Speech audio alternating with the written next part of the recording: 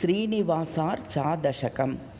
श्रीवासुदेवकरुणा शिशिरालोकामृतवसेकेन उपचितबहुविधपुण्यं धन्यं श्रीवेङ्कटाचलं वन्दे।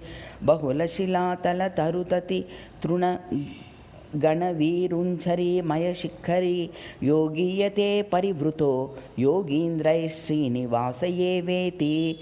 पशुपक्षिमृगवनस्पृतितृणगुल्मलताशिलासु चामजिनं यत्र अर्तयन्ते मुनश्चित्रिकात्रेषु निर्जरेष्वपि च।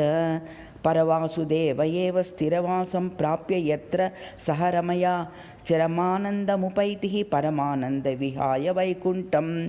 मलसङ्कुले कलावपि फलजालान्यैः कान्यापीह जनाः स्वाभीष्टानि लभन्ते तत्र श्रीवासुदेवकरुणातः। नारायणाचलेऽस्मिन् नाराची स्वामी पुष्करिण्याश्च तीरालये विभान्तं नारायणमाश्रये रमाकान्तम्। अञ्जनगिरिशिखरालय मञ्जनरोचिर्निरञ्जनधाम कञ्चविलोचनमीडे पिञ्जरवक्षशिश्रयस्त्वा किमपि। नारायणाद्रिवासं श्रीश्रीवासं रमाक्षमावासं हरिमणिगिरिसमभासं सुरुचिरहासं नमाम्यवितदासम्। आश्रितफणीन्द्रशैलं हरिमणिनीलं सुवर्णसमचेलं कमलालोलं नमामि समशीलम्। अदरितसुरतरुदानं रक्षितदीनं रजस्तमोहिनीं कमलाकृतबहुमानं श्रीनिधिमेनं श्रये श्रीतादीनं।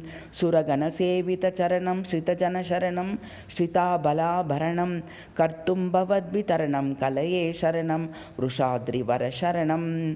वृषशैलशिखरिजातं वारिजिताता लताभिपरिवीतं वन्दे सुपारिजातं विश्वजनेभ्यो वितीर्णफलजातम्।